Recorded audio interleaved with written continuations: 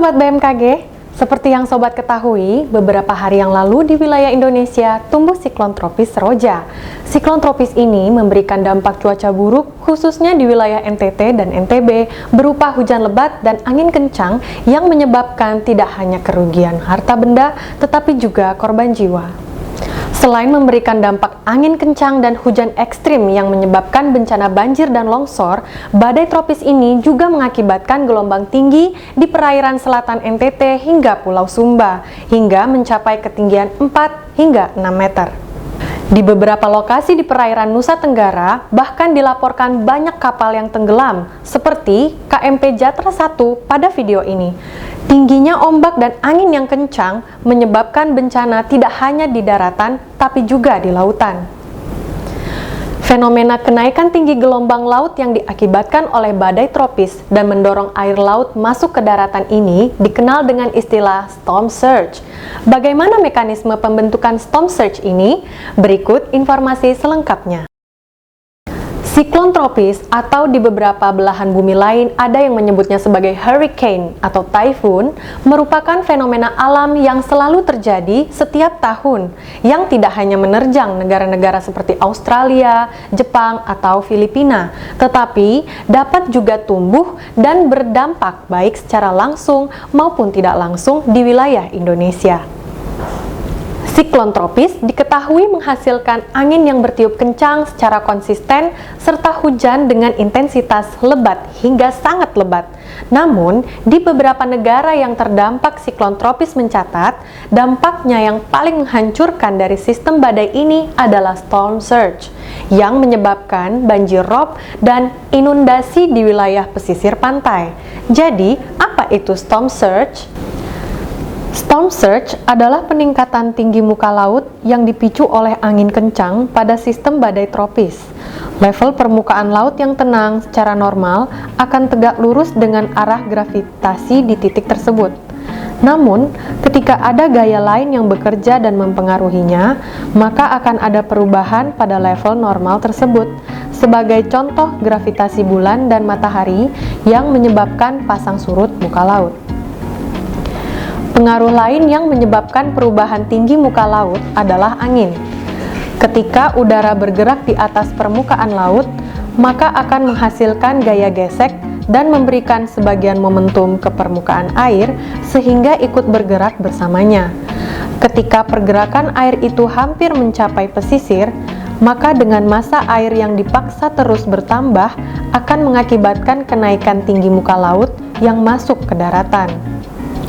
Berbeda dengan angin kencang yang dihasilkan oleh awan cumulonimbus, pada saat terjadinya siklon tropis, peningkatan kecepatan angin tidak terjadi dalam durasi yang singkat saja, tetapi konsisten selama beberapa jam bahkan beberapa hari. Konsistensi kecepatan angin yang tinggi inilah yang menyebabkan semakin banyaknya massa air yang terbawa menuju pantai dan pesisir.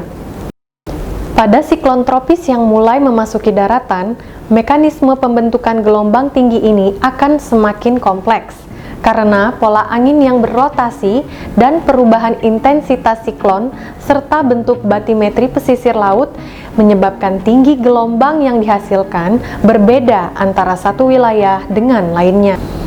Berbeda dari gelombang tsunami yang dihasilkan oleh gempa yang menyebabkan deformasi bentuk dasar laut, durasi masuknya air laut ke daratan pada saat storm surge bersifat lebih lama, sesuai dengan masa hidup dan jarak siklon tropis itu dari daratan, di mana dapat berlangsung dalam beberapa hari. Namun, storm surge tidak menimbulkan dampak sehebat gelombang tsunami yang bisa mencapai ketinggian 30 meter.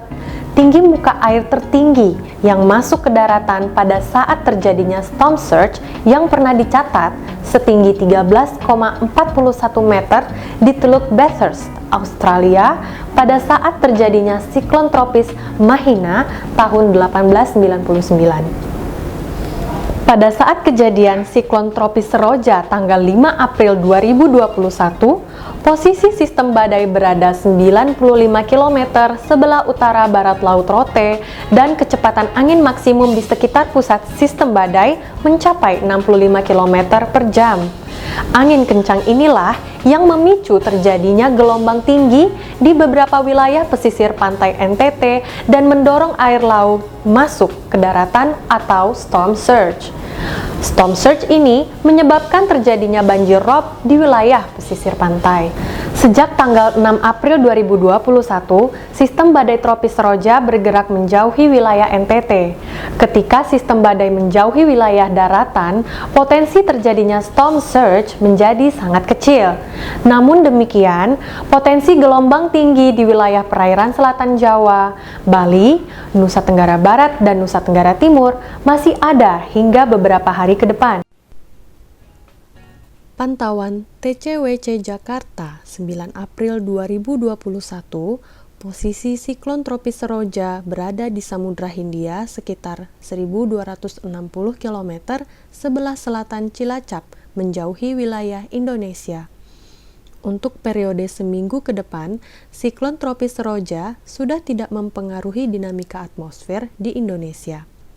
Sepekan ke depan, gelombang ekuator MJO, Rossby, dan Kelvin diprediksi aktif dan mendukung proses pertumbuhan awan-awan hujan di wilayah Indonesia. Badai tropis Odette yang berada di Samudra Hindia sekitar 780 km selatan barat daya Cilacap diprediksi mempengaruhi potensi angin kencang serta gelombang tinggi di wilayah pesisir selatan Jawa dan perairan selatan Jawa. Bagaimana prospek cuaca di wilayah Indonesia dalam 1 minggu ke depan? Berikut informasi selengkapnya.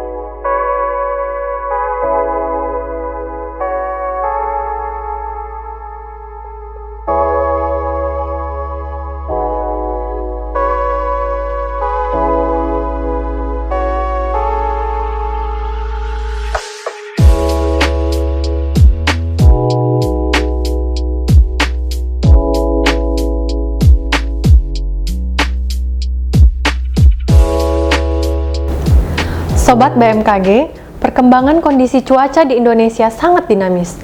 Informasi yang kami sampaikan dapat berubah sewaktu-waktu. Untuk itu, kami imbau sobat selalu memperbarui informasi cuaca, iklim, dan gempa bumi melalui laman www.bmkg.go.id atau melalui kanal media sosial Info BMKG. Sobat juga dapat mengunduh aplikasi Info BMKG melalui smartphone, baik di App Store ataupun Play Store, serta menghubungi call center BMKG 196. Terima kasih atas perhatian sobat semua. Mari kenali cuaca dan lingkungan agar terhindar dari ancaman bencana hidrometeorologi. Saya Adinda Dara Fahada. Sampai jumpa.